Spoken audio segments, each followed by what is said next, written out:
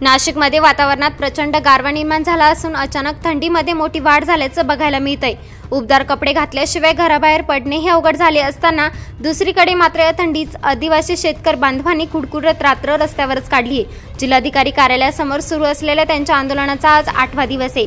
प्रशासनासोबतच्या 5 बैठका त्यांच्या निष्फळ ठरल्या असून आज पुन्हा एकदा जिल्हाधिकाऱ्यांसोबत त्यांची बैठक होणार आहे। त्यामुळे या बैठकीत तोडगा निघतो का हे पाहणं महत्त्वाचं ठरणार आहे। राज्यातील अनेक भागात रात्रीपासूनच गारवा वाढलाय। नाशिक शहरात देखील अचानक थंडी वाढली। याचा फटका आंदोलक शेतकरी यांना देखील बसलाय। उबदार कपडे घातल्याशिवाय घराबाहेर पडणे हे अवघड झाले असताना सर्वत्र शहरात पाहायला मिळतंय। मात्र या थंडीत आदिवासी शेतकरी बांधवांनी कुडकुडत रात्र रस्त्यावरच काढली आहे। अनेक शेतकऱ्यांकडे उबदार कपडे नसल्याने त्यांना थंडीचा त्रास सहन करावा लागलाय। मात्र तरीही शेतकरी आपल्या आंदोलनावर आणि मागण्यांवर ठाम आहेत।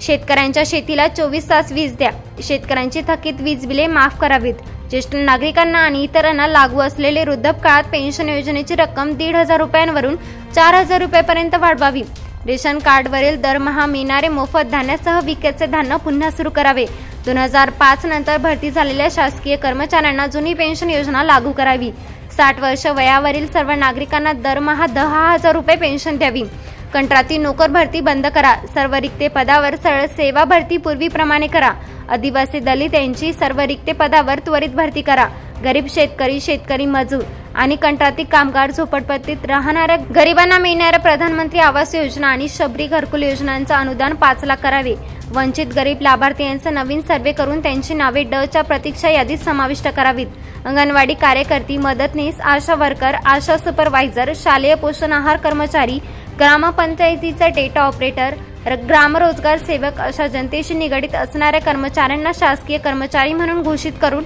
त्यांना शासकीय कायद्याच्या प्रमाणित करून शासकीय वेतन श्रेणी आणि पेन्शन लागू करावी। तोपर्यंत दरमहा 26,000 रुपये किमान वेतन द्या।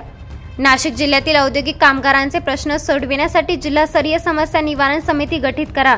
विविध आयोगातील कामगारांच्या किमान वेतनात सुधारणा करून ते कायद्याने 26,000 रुपये दरमहा निश्चित करा। प्रत्येक तालुक्यातून ईएसआयचे दवाखाने सुरू करून सातपूरच्या ईएसआय हॉस्पिटलमध्ये रिक्त पदे भरा आणि सर्व अद्ययावत सुविधा उपलब्ध करा। Anil printer, Shyam electromech, autofit, crown closure, सीमेक, MG industry, Sagar engineer, Nashik foam, premier tools, Hindustan national glass, dynamic prestige, Nash group, Asha multilevel, hi media laboratory industry, Vandana डिलिक्स्टी, हेक्झॅगन न्यूट्रिशन, एनफ्युमन इंडिया, वीर इलेक्ट्रो इंजिनियर, केटा फार्मा इत्यादी कामगारांचे अनेक वर्षांपासून प्रलंबित असणारे प्रश्न सोडवा।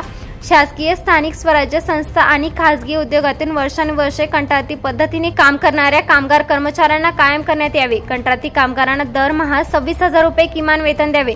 कंत्राटदार बदलला तरी कामगारांना बदलू नये। युनियन केल्यानंतर कामगारावरून कमी केलेल्या कंत्राटी कामगारांना कामगावर घ्यावे, अशा मागण्या शेतकऱ्यांनी केल्यात। ब्युरो रिपोर्ट, सप्रेम मराठी।